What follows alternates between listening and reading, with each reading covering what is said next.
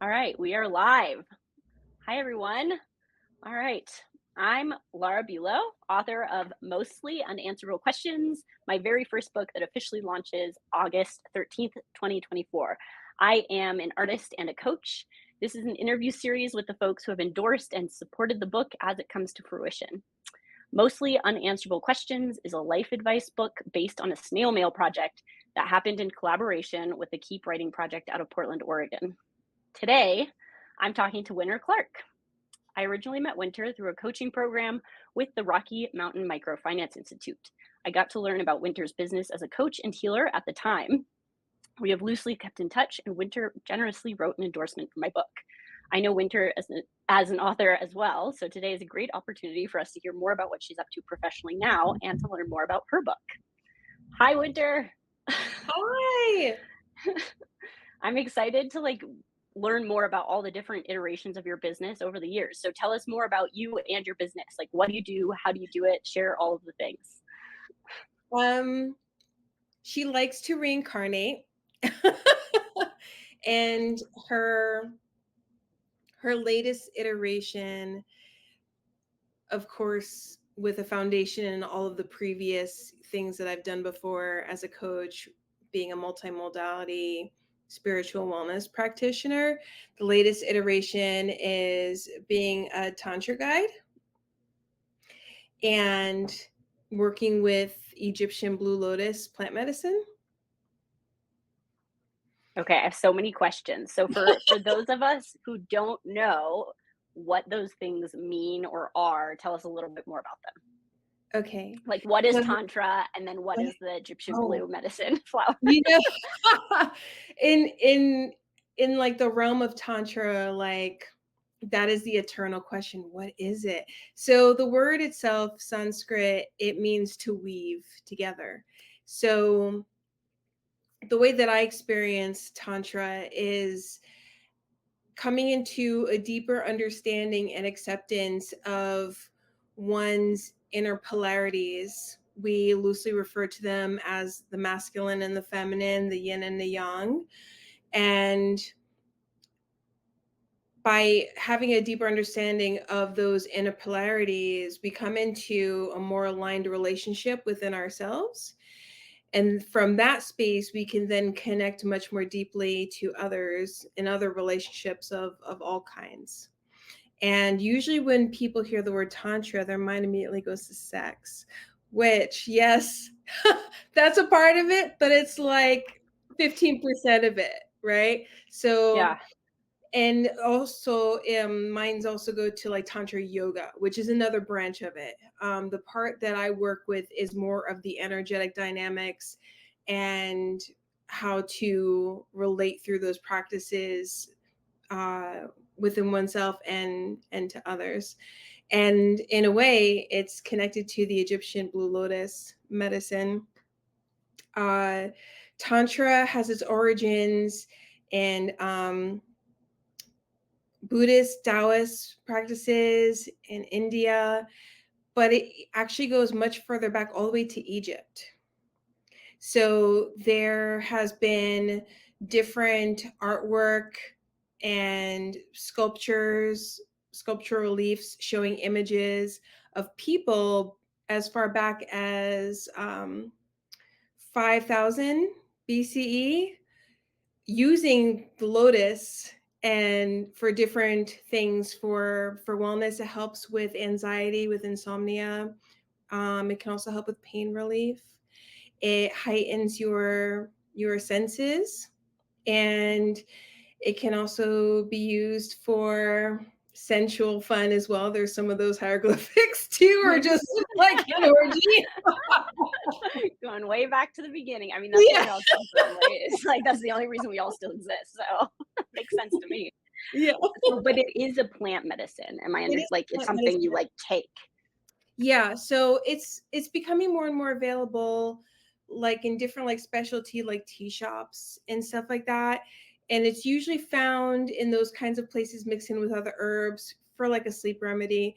But the way that I was trained in it was just strictly the blue lotus plant itself in like strongly infused like medicinal quantities because it does have a psychoactive component to it. And Mhm. so because of that, when taken in like large enough amounts to journey, it's best to take it with someone who knows like how to facilitate that kind of space in the evenings where you don't have to drive. Yeah. Because you're going to become very sensitive to sound, to like, sensations like on your skin. It can become very emotional as well, but it's a great way to heighten your intuition. And if you have a partner, to deepen your connection with your partner. Mhm. Mhm. Okay, and do you typically work with folks one-on-one, in groups, couples? How does that work? I've all the above. All of the above. Okay, got it. Um, all right, let's do some of these questions, and then we can kind of come back around. I'm sure it'll like weave right into everything that you've shared. So, what made you start your business? At the time when I started my business, it was before spirituality and wellness practices were like so widespread. There, it was like just before the metaphysical wave hit, and I found that there was a lack of services that offered like energy healing and readings. I mean, there's always been like those, like 1-800 psychic, things, but it was largely in the way of like just getting information and not receiving like healing to help integrate the information received. And the other piece of it was I wanted to put my skills and abilities to good use because they were inherited generationally from my mother and my grandmother, and they hadn't really done anything with theirs, and I didn't want it to go to waste. So I wanted to just help the community with that. Mhm. Mhm. I love the like intergenerational inspiration there of yeah, just like this lineage idea and like this passing along of things. And so that sort of blossomed into a business for you of like sharing these gifts with people. Well, how do you hope your business and sharing these gifts will change the world? I have found that with the people that I've crossed paths with and have been in contact with who have experienced what I have to offer, even just hearing my story, like growing up with these abilities, it's helped so many people who also believe that they're intuitive to feel more embracing of who they are and like they don't have to hide it, and that it's okay to have those kinds of abilities. It's not weird or abnormal or anything like that. So my hope of impact on the world is to normalize embracing your whole self, no matter what that looks like. I love that. Yeah, so important. I mean, like, when do we not need more of that in the world, right? Like, especially now. Yeah, I don't know. It's Pride Month. I'm like, that seems spot on. What transformation do you provide to your clients? I help my clients with finding direction and clarity, with helping reconnect them to their inner knowing. I consider myself a bridge between worlds, and usually people will come to me knowing that like they're like, you have the map, you have the answer for me. And I'm like, possibly, or I can help you find the map that you have within you and you just lost the connection to it. So I always want to be the kind of practitioner that after working with someone, they feel empowered and they have a new set of tools that they can use for themselves. Like, I don't want anyone to ever feel like dependent upon me, like they need me to like get what they need. I want that to show them, no, here's a way that you can do it for yourself. And if you still need help after that, then you can come back. Yeah, yeah. I feel like this is a very common misconception with coaching. Like people really just I mean, it has been this wave, right? The metaphysical wave as well as the coaching wave, the wellness wave. And yeah, I mean, it sounds like you've experienced this as well, where it's just like people come to you and they're like, "Well, give me the answers." And you're like, "That's actually the opposite of what coaching is." It's like you know yourself and your situation so much better than I ever could. Like, let's lean on that a little bit because you probably know more than you're willing to give yourself credit for. Yes, the denial runs strong and deep. Yeah, well, and like I always feel like the culture at large would rather have you be like, I know nothing, and like go to others um, to tell you what to do and how to act than to rely on yourself for that kind of stuff. Mhm. All right. So, okay, this is where I put you on the spot about the book. Are you ready? Ready. All right. So, what has inspired you from what you've seen from the book, or what kind of takeaway did you get from the piece that you read? I'm all about moving from complexity to simplicity because life is complex enough that what I love about your book is how you create this beautiful framework for people to find their way from point A to point B, to cut out the noise and the clutter and the static, and to have these really accessible tools where it's like, oh yeah, I can do this. And it's kind of like having like a toolbox like in a book, in the sense of no matter what issue you're dealing with, it's like, wait, let me go back to this because one of these ways is going to help me find my way out of the weeds. Mm, love that. Will you say a little bit about what you said before we started recording to you about which essay you read and what you thought about it? Yeah, so I read the essay, How Do You Choose When You Want to Do Everything? And in human design, I'm a manifesting generator. So it's a lot of energy. It can be very scattered. My aura is open, so everything comes into my fields. And which means, and I have an open head center. So all these ideas all the time, which is wonderful, yet overwhelming and really frustrating. And it can lead me or anyone else who also feels like that off in a dozen different directions. And then you're spending all this energy and time that you can't get back. And then you're just like, why am I not getting any results with anything?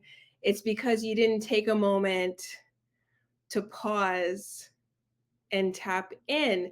And I have my methods for this, but I love the method that you share in this piece because it's very aligned with like the thing that I do as a spiritual practitioner, but you put it in these beautiful, like accessible, practical terms. I have the woo side of it. Yeah, yeah. You got the practical side of it. And so the way that you have it with the head, heart, gut is so awesome because like anyone, no matter like what walk of life they come from, they could see this and they're just like, okay, yes, that makes sense. And like I was saying, having the open head is like where we're all taking information in from so many different things, right? Social media, our environment, people that we spend time with, it's always coming in. And I've always said that our heart is the truth teller, like it's where all the wisdom lies. Um, and the gut is just so primal and instinctual, and it's no nonsense. So you have like this filtration system that like you're running things through. So I think that's freaking awesome. Well, thank you so much. I really appreciate you taking to write like the time to read pieces of it and to like write me an endorsement and to say all of these things. So, and I am a particular fan of that essay, and I love hearing you talk about it from like the human design aspect because I know that there's a lot of like big fans of that out in the world. I've had mine done before. Um, but I can't remember all of my details. But I feel very similarly to you, where it's like, the ideation part of it is like never my problem. It's that I have way too many ideas, right? And then prioritizing and distilling and committing long term is so difficult. So I really relate to you on that aspect, and that's why the question spoke to me so much. So, but and it's funny because I wonder what your experience with this is like I also get a lot of clients who like they like can't brainstorm because they're just editing themselves constantly. Like they're like, I don't know. And it's not that they don't know, it's that they're like not allowing themselves to dream or to like have the ideas. And then so like where I'm like, listen, I can come up with like 50 ideas around this like right now, but we need you involved in this process. Do you get clients like that ever who are like, I don't have any ideas? I do, and I feel like a lot of times it's almost like they're afraid to have the ideas because maybe in the past when they tried to brainstorm or have the ideas, it didn't work out or was a fail, and so now they don't trust Yeah. themselves to, like, open up in that way. Yeah. Yeah. Yeah, it gets beat out of us as kids too, I think, quite quickly. I do that with my partner a lot. I like shut down all of his ideas. I'm like, I have all the good ideas. Stop. But I should remember this moment and be like, just let the ideas flow.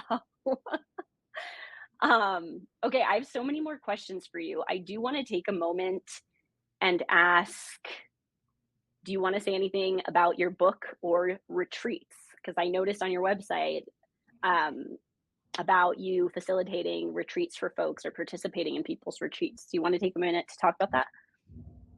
I do, thank you. Um, so I'm working on my 3rd book, Oh, and wow. I always conveniently forget what, like, a labor of love it is, and it has to take on this, like it's like a dedicated practice, almost like if you were to, like, do yoga every day or something like that. It's like book yoga. You have to, like, set aside, like, intentional time to, like, do it, and, like, blessings upon you if the muse decides to sit with you at that time. Because if she doesn't, it's like, "I wanna do anything else but this right now." So, Yeah. working on that, and it's a continuation of the first book, which was Goddess Grows Up, You Are the Gift, which was about my childhood growing up with abilities, and then the tools I used to navigate those abilities. So this picks up where that book left off, where I left New York 7 years ago and came to Colorado. And so this book is talking about the Colorado experience and just trusting your intuition and channeling at the same time while navigating like the 3D life. So it's going to be a very interesting sort of situation for that book. Um, the retreats. I have a retreat coming up in Hudson Valley in October. And there's one spot left. It's going to be in Rosendale, upstate New York. And we're also putting together like a wait list for those who are interested in any like retreats after that. But I'm doing this retreat with my girlfriend who I've known for over a decade. We were in the music scene together. Hmm. So we worked as a team back then, running an all-female DJ and MC collective. Fun. Oh, so fun. I'm like, is that part of the retreat? That sounds amazing. I know, right? And it's like we got together, we alchemized so well back then, like managing all these women, that she reached out when I was still in Colorado, and she was just like, "Do you want to like I want to do a retreat. Do you want to do it with me?" And I had done one on my own before. Um so I already knew the ropes. I'm like, "Let's do it," because I already know that I work well with you. That's great. Yeah. Yeah. That's amazing. Like finding those like good collaboration partners is such, I don't know, it's like so key to running a successful Yes. business, and it like makes everything so much more fun. Um, Yes. okay, but let me know if I'm understanding this correctly. If somebody wanted to hire you onto their retreat to help facilitate and like provide certain experiences, they could reach out to you to do that. Absolutely. I just finished like a landing page as a retreat wellness provider. Okay, awesome. So we're gonna have you drop that at the end. Okay. So we're gonna swing back around. Okay, so for my next big question, what life advice or wisdom do you lean on and think is the most valuable to share with the world?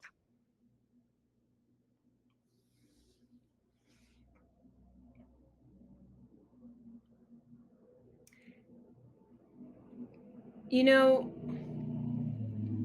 this isn't necessarily advice that's been told to me because I feel like the way that I live my life largely goes against all the advice. So here's what I've learned through my own lived experience. My advice would be if your intuition, aka your heart, says it's right, you got to listen to it. Even if no one else understands it or gets it, it doesn't matter because that's your GPS. All right. Heart GPS, gotta listen. All right. So, how can people best support your business? Ooh, I would say following me on Instagram for any updates. I'm doing an experimental like online Reiki satsang this Sunday through Eventbrite, and I have a podcast, Tantric Shaman. But honestly, I would just say come join the party on Instagram because I'm always posting in my stories. People are always like sending me messages, like asking me questions about tantra and like just yeah, it's kind of like a Dear Abby situation. Oh my gosh. Nice. I I was like, yeah, like yeah. no one's gonna know. That's Yeah, why we're both here. yeah. For those who know. Yeah, those who know. Um, okay, great. So let's continue in that vein. Like, where's the best place to find you? What's your Instagram? What's your website? All the things. My Instagram is see, I put winter heels on my thing, Okay, but we'll put some edited show notes for okay. links and My everything. Instagram So is my full name. I am Winter Clark. I made yes. it like the easiest peasiest thing to find. I am Winter Clark on Instagram. And for my retreat wellness providing menu situation, it's winterhealer.com. Okay, great. Are we missing anything? I don't think so. All right, great. I'm going to do my little sign off here. So, everyone, this is Winter Clark. Don't forget to jump on the book launch team and to follow me at Lara Buelow and Winter at I am Winter Clark. Jump on the book launch team for mostly unanswerable questions. Once you're on the team for the latest updates, when you buy the book on August 13th and leave a review, you're entered into our awesome raffle with tons of fun prizes. So check the show notes for links. And thanks so much for watching. We'll have more interviews soon.